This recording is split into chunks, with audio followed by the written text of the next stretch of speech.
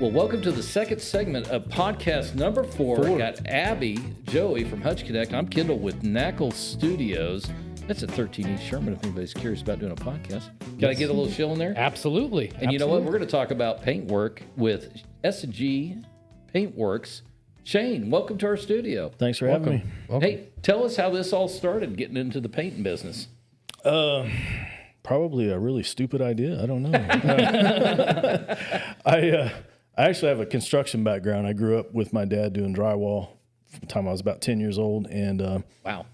I got hurt back in 2007. I took about a 20-foot fall off some scaffold. Oh, wow. And it kind of made me redirect things a little bit. Okay.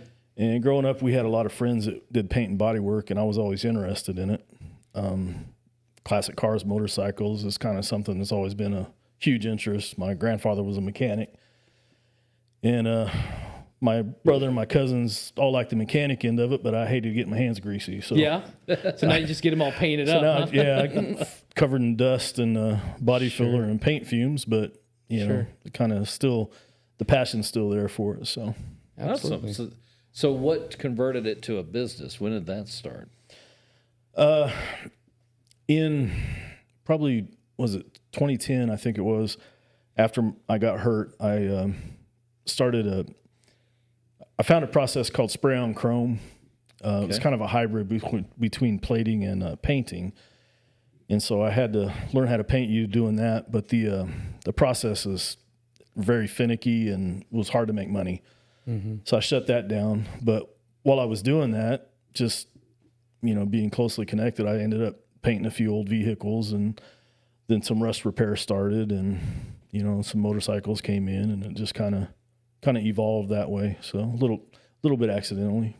Okay, so I'm going to kind of throw this out because I'm not real bright on it, but most of the paint and body guys I know, they're either car guys or they're motorcycle guys. Mm-hmm.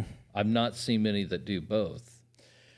As far as paint and body goes, I'm kind of a different animal.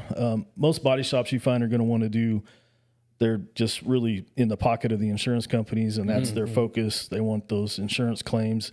I have no desire to do that. Oh, really? No, okay. None. Is it just dealing with the insurance people is kind of a pain? And I hate new cars. Yeah. You know, I understand that. You know, you go to change a bumper, you've got all these sensors and, you know, all this nonsense you got to mess with, and I don't want to do it. You know, if a car's got a mild hit on the front, now you've got airbags deployed, and it doesn't interest me. So if I'm not interested in something, it's kind of hard for me to stay motivated working. Sure. That makes sense. Yeah. So I kind of, you know, defaulted to what I like, which is older vehicles and motorcycles. The motorcycle's got to be not easy necessarily, but there's probably a lot less. They take up less space. Yeah, So yeah. when I bought the shop I'm in now, it's a small shop. So my idea was to focus on motorcycles because just logistically it made more sense. Mm-hmm. But then all the rust repair and the classics started coming in, and older trucks, and like I got a 71 Chevelle in there right now. So it kind of started taking over a little bit. So I had to kind of rethink my direction a little bit. Well, that's cool. Then you get to see some of these guys cruising around some of these things probably that you've worked on. That's got to be a little bit. Occasionally, of I did a drag bike for a guy down in Oklahoma. There's a custom bike builder down there that has a whole drag race team, and I did all the plastics for this Hayabusa drag bike. I did a metal flake on it, and we did a red candy over the whole thing. Oh, that's cool. Well, I was down at the Truett and Osborne races last summer, and that bike was there. So it was kind of cool to actually see something that I built running down the track. That was kind of cool. That is awesome. Yeah. I'm going to come back around to the older cars. Mm-hmm. You might be hitting a trend, too. We've talked about this. People buy a forever car now. Mm-hmm. They've looked at the technology, and cars are disposable. Yes. Mm-hmm. I mean, let's be candid. You put a 4-cylinder turbo engine in a full-size pickup. You're not serious about a full-size pickup anymore. Exactly. Right. And one hit, all the airbags go off, and you've got tens of thousands of dollars of additional damage going on. Yeah. And so we're suburban people. I bragged about my 85. Mm-hmm. She's got big old holes all around her, exactly where all square bodies get them. Mm-hmm. So you know where they're going to be in advance. So. Yeah. Oh, yeah. It's just more. And they still sell the body panels for those things. They're still available brand new. But I can come to you, say, hey, I want this gone. Get me some new metal in there, and you're the guy. Yep. All right. And that's the thing. Most, like I said, the insurance company body shops, they don't want to mess with what I do because it's time consuming. It's hard to really get a budget for it, because if I go in and I look at this thing and I inspect it as best I can and I tell you, we're going to have to cut out this to repair this rust. And as I start cutting it out, it gets bigger, well, I've inspected it. So it's kind of hard to come back to the customer and say, hey, that $1,500 little patch, it's about $4,000 now. Sure. That's the insurance shops aren't going to want to eat something, just because they said this is the price. Yeah. Unless there's something hidden under there. If I missed it, if I miscalculated, that's on me. That's just the way I look at it. Yeah. Sure. So yeah, it's a little bit different ball game.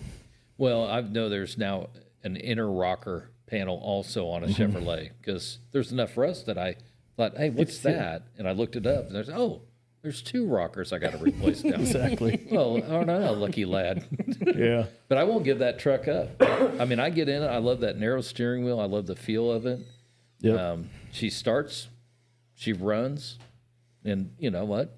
I put an antique plate on it. That's a big difference in property tax right there. It absolutely There's is. a lot of advantages to it. If it breaks down, you don't have to have a doctorate in computer sciences to open the hood on a car. Sure. No. You can actually get in there and say, oh, you got fuel, you got fire, you got air. Mm-hmm. Yep. It runs. Well, and also, like I told her, my wife, that I'm not very good at that. But if we break down in Utah, there's a 350 laying somewhere within a mile Yes, of that truck. absolutely. They've made them forever. Yep. And you're not going to spend $8,000 for it either. Yeah. Right. Which is what new cars are going for. Yeah. So you're in this world of classic cars. What is the coolest motorcycle or car you've ever got to put your hands on? I'm gonna say the bike I have in the shop right now. It's a custom Road King for that bike builder in Oklahoma I mentioned earlier. Okay. So he's got he does these big wheel baggers that are kind of popular right now. He does a lot of those. This bike it's a white bike, and I did a crushed glass over the white. So, you're familiar with metal flake and all that. Yeah. Well, metal flake is reflective. Sure. Crushed glass is prismatic. So if you've seen, if you've seen a broken piece of glass and the light shines through it, you get the prism. Wow. So that's the effect this is going to have. So is it actually, because metal flake, is there actually little metal flakes in the, so is there actually little pieces of glass? It's literally crushed glass. Yes. Wow. That's cool. It's a lot of work to make it I was going to smooth. say, yeah. So do you have to, you get the paint that way, or do you actually have to mix that stuff in yourself? So it's a 3-step process. When you're doing a custom paint, like if you're doing a candy or you're doing a metal flake or anything like that, you're going to have 3 different steps to it. So you have the base coat, which is going to be your main color. Sure. So in this case, it was the white, and then over the top of that, like with the crushed glass, I had to actually spray it dry. So I would spray a clear coat, and then while the clear coat's wet with a dry gun, I'd spray the crushed glass over it, and it would stick in the clear coat, and then I would have to put several coats of clear over it to kind of try to level it out. And then do you have to sand that down after that? Sand that smooth, and then clear coat over it. Wow. And this is going to have a little graphic on it. He wants kind of like a red and white checkered flag to look like it's tearing through. So like, the paint's peeled off and there's a red flag under it. So how did this guy get a hold of you then? Is it somebody I met him at the Truett and Osborne bike drags a couple years ago. Okay. He came up and talked to me, and really nice guy. So this you get to paint and body. This is art. Yeah, absolutely. Wow. Yeah, you have to like it, and Well, you got to be good at it. I'd like to see. You have to convince yourself you're good at it anyway. So well, I've tried that. It never worked out for me. It takes practice. It's kind of a disease. You get in there, you screw it up, and you think I can't stop. I got to make it. Sure. I got to figure this out and make it work. Yep. I think it's a mental instability that we have to try to do. Let this me stuff. ask you this: Are you thinking paint and body while you're going to bed at night? Is that like the last thing you think of? The first thing you think of? Some nights, yeah. All right, then it's a passion, my man. Yeah. I love that. That's awesome. So it's It's not something I ever thought I would actually do. I was always interested in it, and the fact that I get it to go in the shop and do it every day it's pretty cool. So it sounds like you do more of like total restoration versus like just a repaint. It's kind of turning into that. You know, I've done like peel and clear coats for some cars. There's a dealer here in town that'll bring me stuff occasionally. Okay. So we'll do that too. You know, I do some headlight restoration, spraying bed liners, all the kind of typical stuff, but the stuff that kind of pays the bills. Yeah, stuff you can schedule a little easier. Yeah. To keep the cash flow going. Yeah. But you know, the passion and the heart is always in repainting and fixing up this other stuff, motorcycles and cars and stuff. So what's a mistake that's do you have people bringing stuff into you? Like I was talking about, like I've tried my hand a little bit at some body work, and you were talking about the Bondo. I remember when I was young, you know, everybody would just Bondo the crap out of everything, and then the next guy got to go into that. Yeah. So what's the biggest mistake that you see people making there? Filling everything up with body filler and fiberglass. A few years ago, a guy brought me a truck, and from the outside, it didn't look too bad. And as I started tearing into it, the doors actually had an inch of body filler in them. Holy cow. And I start grinding that off, and there are massive rust holes that were packed with window screen and body filler. Okay. You know, stuff that you just can't, it's hard to see when you're inspecting something. Well, that was my plan, but I guess I'm going to switch gears. Right. So is there a way to see that stuff if a guy was going to buy a car? They do have, I don't have one. They have gauges that you can put on to see how thick the filler or the paint is. Because you could really just be tricked into thinking that you just got a great deal on something and just be walking into a nightmare. Yeah.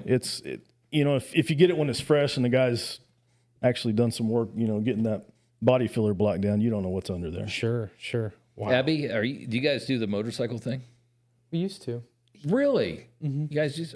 I mean, he did. A motorcycle. Yeah. Did you ever ride on the back? Yeah. See, Kimmy, I want to do that.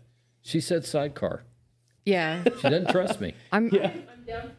She's down for the sidecar. So I'm on the hunt for an e-bike with a sidecar. They're a lot of fun. Yeah, I mean, it's a little scary. The sidecar That's is? the fun of it, though, I think. No, motorcycles in general. It's therapy, too. Yeah. You know, I always tell people it's the next best thing to flying. You know, if you could just flap your wings and go, the motorcycle's the second best. So. I've rode in fast cars and had fast cars, but there's nothing compared to a motorcycle. I mean, even a slow motorcycle is just, it's like, it feels like an anchor. No, you saw my hog walking in. I love jumping on it. Yeah, up front here. Yeah, that's pretty sweet. Yeah. You know, think Dumb and Dumber, but bigger. Just a little bigger. I had a KH400 at one time, Kawasaki little cafe bike. Yeah. And that was so much fun to ride. Like you said, it's just exhilarating. Mm-hmm. You know, but then you have kids, and I started thinking, I'm not good enough on this thing. That's kind of what my issue was. We got rid of it and ended up we got the camper shortly after, or got a boat. Yeah, we got a boat. Something that the whole family could actually enjoy. I was just you made starting that to mistake. I got rid of my Firebird too, and I had my son. So. You got it. You know what we got rid of? 1959 Austin Healey. Oh wow! And I'm going to tell you, I remind Seabass about that all the time. I'll just pull a picture up on my phone and show him and say, "Yeah." Now here's the beauty of it. I don't know if you're there yet, but my youngest turned 18 last weekend.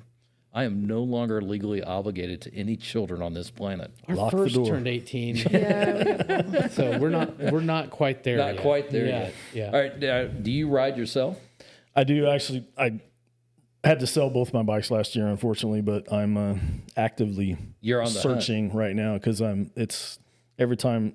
I got a lot of bikes that go by the shop, and it makes me crazy. Well, you need to buy one that needs some paint work. I was going to say, right? Is that what you would rather do? Is have something that you could, especially being in that line of work? I would think that's where my brain would go. Like, exactly. I don't want somebody else's. I want to be my own. Yeah, I want to find something that's mechanically sound that's butt ugly. Sure, yeah. Take care of that. Well, my wife found that, so.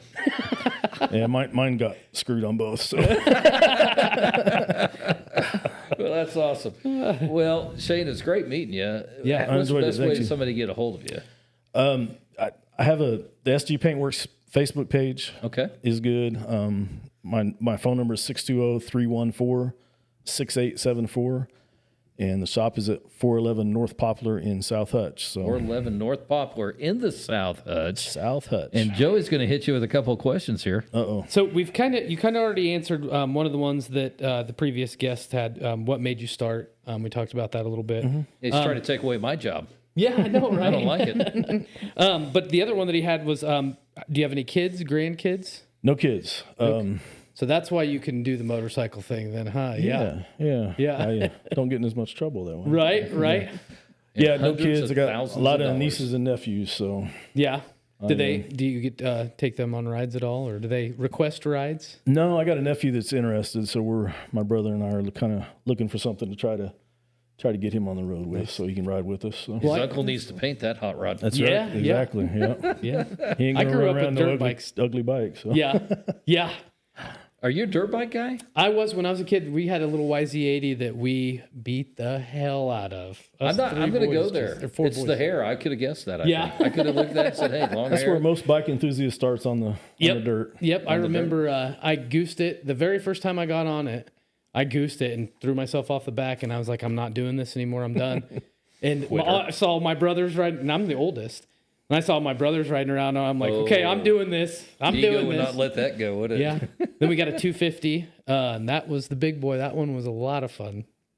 That's a jump right there. It sure was. Yeah, I couldn't hot rod. even hold it up. It was too big for me for a while there. My stepdad was the one it was his bike. So Well, if you've got a dream of a custom painted bike, hot rod, and especially somebody that's got classic vehicles, you're the guy. Shane guy. down at SG Paintworks. Thanks for joining us. Great Appreciate you podcast. having Great me. getting to know you. yeah, thank you. Yeah, enjoyed it. Thank you. Do you have a question for that? Oh, I forgot I'm about sorry. that. No, you're good. You're good. Take it over, You got babe. me talking about dirt bikes and I got it. motorcycles, and got a little the long excited hair. there. So, I got that long hair, Dappy. I'm telling you. so do you have a question for the next guest? Yeah, actually, what is your favorite and least favorite part of running a business? Ooh, that's that's a a good really good one. I question. like that. See, you were worried about not getting a good question. That's a good one. Yeah. Because I got the least part. I've got a Dealt with it today. couple of those. Yeah. And a worm farm. So thanks for joining us. All right, thank you very much. Thank you. Great podcast. That was good. Yeah, thank you.